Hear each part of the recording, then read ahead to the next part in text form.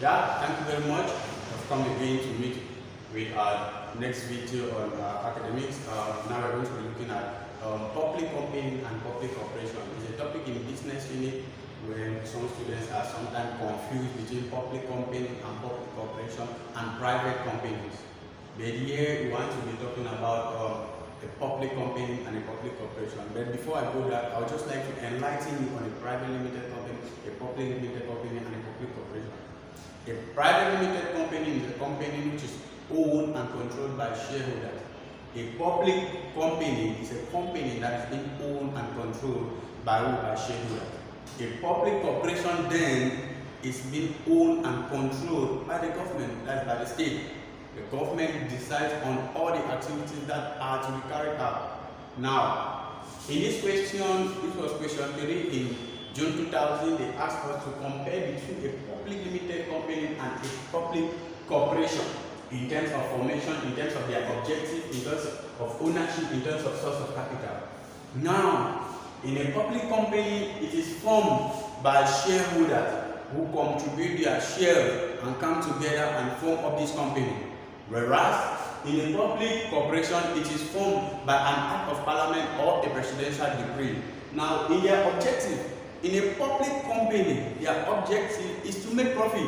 But in a private limited, in a public corporation, their objective is to maximize profit and provide essential needs for their citizens. Why? Because it is owned by the state. Now, in terms of ownership, a public company is owned by private individuals. On the other side, a public corporation is owned by the government. Example of some public corporation in Cameroon, we have CDC, we have Sonara, and other like. And in terms of sources of finance, the shareholders contribute their share and form up a public company. On the other part, a public corporation their shares are being realized from taxes that individuals pay, that's you and I. Our taxes we pay that is used to form up what is known as a public corporation. In question 4, still under June 2000, it was asked that we should define the term demand pull inflation and also define the term cost push inflation. Demand pull inflation is a persistent increase in the general price level of goods and services caused by an excess demand over supply. On the other hand, cost push inflation is a persistent increase in the general price level of goods and services caused by an increase in the cost of production. Now, looking at it, they have asked us to examine the measures that can control cost push inflation. Some of the measures of which the government can use to control cost push inflation, the government should subsidize production.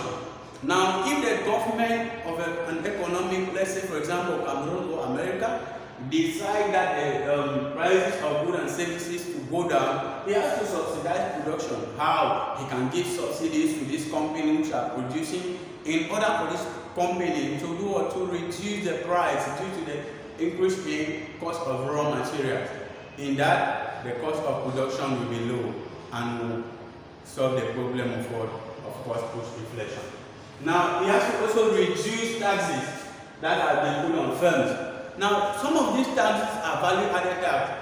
When we'll be looking at public finance or value-added tax, I would like to explain that. But just to give you a light, value-added tax is an indirect tax that is being paid by individuals to the government. Now, so the government has to do what to reduce indirect tax and also to reduce what? Company tax. So if the government reduces company tax and indirect tax, it is going to do what? It is going to take as a measure to control what? Cost push inflation. And the government also should also do what? Productivity could also be increased through training of labor use. So if the government emphasize on productivity, which could be used to train or to increase the training of labor use, it will also do what? It will also serve as a measure of what? Of controlling cost push inflation.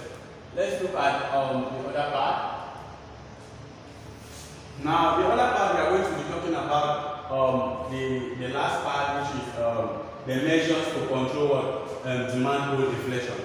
First of all, we have already explained what demand pull inflation is all about. Now we are going to be looking at the measures. The measure is to expand output. You know, if the government expand output, you see that the goods and services will be insufficient to satisfy everyone. Remember, the demand pull inflation is the persistent increase in the general price of goods and services caused by excess demand over supply. That is, the supply is small, but the demand is much.